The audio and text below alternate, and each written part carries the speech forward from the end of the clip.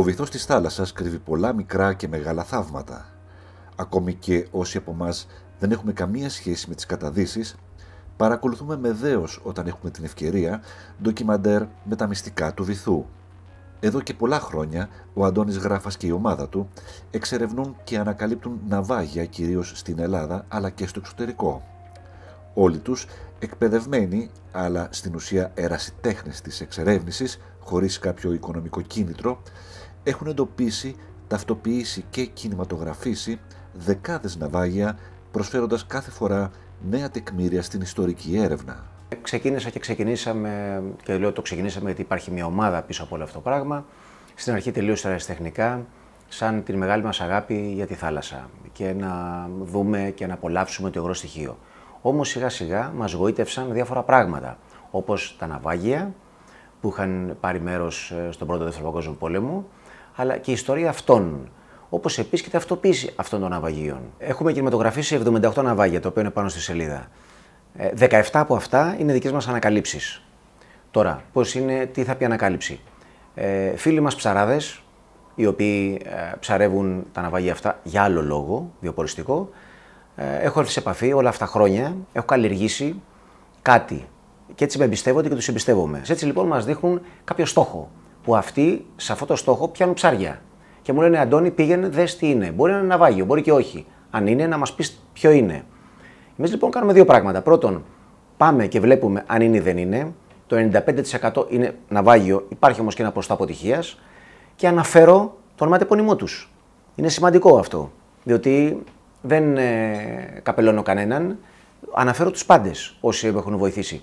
Έτσι λοιπόν, φτάνουμε στο ναυάγιο και ξέρουμε αν είναι το ναυάγιο αυτό έχει ξανά βγει στην επιφάνεια σε βίντεο φωτογραφίες ή όχι. Όσο καταδύεσαι, συνειδητοποιείς σιγά σιγά ότι αυτό που βλέπω είναι μια στιγμή παγωμένη στο χρόνο. Δηλαδή αυτό που βλέπω εγώ τώρα μπροστά μου, ειδικά όταν μιλάμε για ναυάγια που πρώτοι εμείς ανακαλύψαμε, είναι κάτι που κανένα ανθρώπινο μάτι δεν έχει ξαναδεί εδώ και 75-78 χρόνια.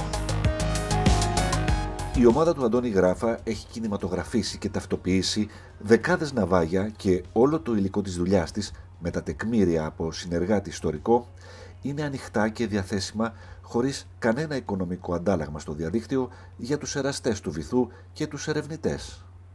Εμείς σαν ομάδα πάντα ήμασταν υπέρ του να διανέμουμε την πληροφορία ελεύθερα στον κόσμο. Η ιστοσελίδα μας δεν έχει περιορισμούς ούτε στη χρήση, ούτε στην αναμετάδοση πληροφοριών, ούτε στην χρήση του ιστορικού υλικού. Δηλαδή ήταν πάντα το μέλημά μας να επικοινωνούμε στον κόσμο αυτό που κάνουμε και αυτό που ανακαλύπτουμε. Τα 78 ναυάγια τα οποία βρήκαμε και κινηματογραφήσαμε, δεν υπάρχει αναφορά Ελλάδα, Ευρώπη και Βαλκάνια, θα τολμήσω να πω και παγκόσμια, άλλη ομάδα, γεωταχή ομάδα, που να μην έχει πίσω της οργανισμούς, πανεπιστήμια, που να χρηματοδοτείται. Εμείς δεν χρηματοδοτηθήκαμε ποτέ από κανέναν. Ένα αυτό. Είναι με τις δικές μας πλάτες οικονομικά και χρονικά. Επίσης, δεν έχουμε κανένα κέρδος από αυτό το πράγμα. Το κάναμε από την αγάπη μας. Και τώρα πια ρέει στο αίμα μας. Δεν μπορούμε να κάνουμε και πίσω για να θέλουμε.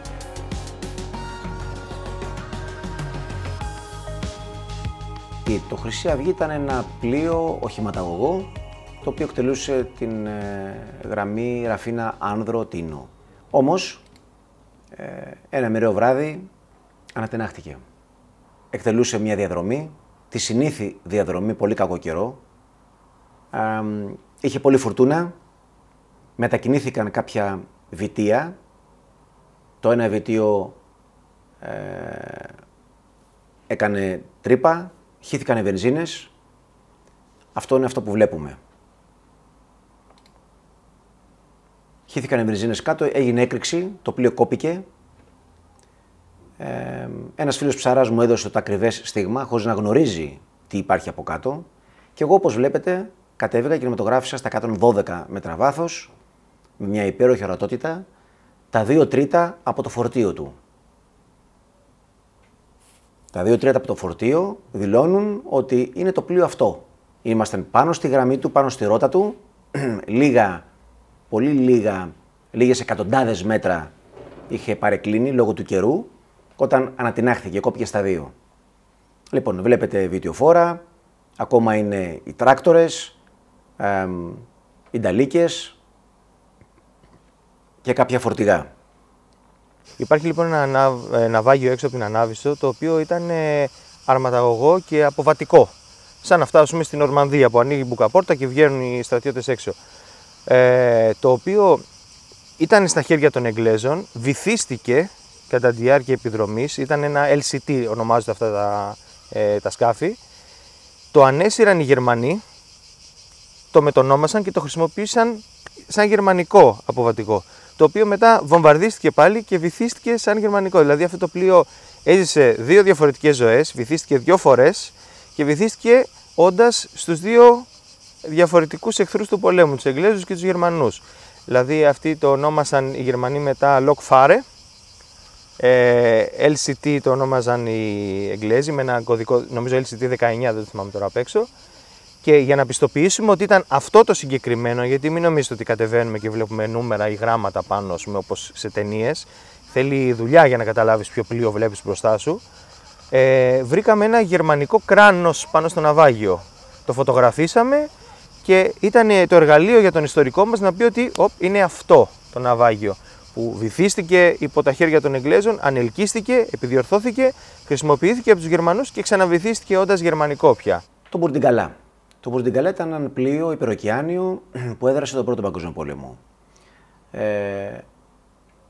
Βυθίστηκε έξω από την Τζιά, στο ίδιο ναρκοπαίδιο που βυθίστηκε και ο Βρετανικός. Ήταν πολλές οι βουτιές που κάναμε και υπέροχες. Το κινηματογραφούσαμε μια μεγάλη περίοδο, περίπου 1,5 χρόνο. Βλέπετε ότι έχει καλυφθεί από βένθος, πάρα πολλά ψάρια, μικρά. Εδώ είναι η πλώρη του πλοίου. Μπήκαμε σιγά σιγά μέσα στο πλοίο. Βλέπετε το έχω κινηματογραφήσει. Γεμάτο από κοράλια. Βρισκόμαστε εδώ. Αυτό θα μας βοηθήσει. Βλέπετε ότι εκεί ήταν σκάλα, τώρα πια δεν υπάρχει τίποτα. Η κινηματογράφηση σε μεγάλα βάθη είναι μια δύσκολη υπόθεση. Φέρνει όμως στο φως ντοκουμέντα της σύγχρονης ιστορίας και επιπλέον αποδεικνύει ότι η Ελλάδα θα μπορούσε να είναι ένας από τους κορυφαίους προορισμούς για καταδυτικό τουρισμό στον κόσμο. Ναυάγιο καταδυτικός τουρισμός πάνε παρέα. Όμως η Ελλάδα άργησε στο κομμάτι αυτό. Και λέω άργησε γιατί. Μάλτα που την έχω επισκεφθεί 3-4 φορές είναι πολύ μπροστά χρόνια τώρα. Η Αίγυπτος με το Sharm el Sheikh που καταδίονταν περίπου γύρω στα 4 εκατομμύρια το χρόνο δίτες, πρωτού γίνουν οι ζημίες οι γνωστές, κάνουν σαφάρι ναυαγίων. Και όχι ιδιαίτερα ιστορικών ναυαγίων. Εκτός από ελάχιστες περιπτώσεις. Εμείς είχαμε ναυάγιο έξω από την Γλυφάδα. Έξω από την Γλυφάδα. Και όμως δεν τα εκμεταλλευτήκαμε.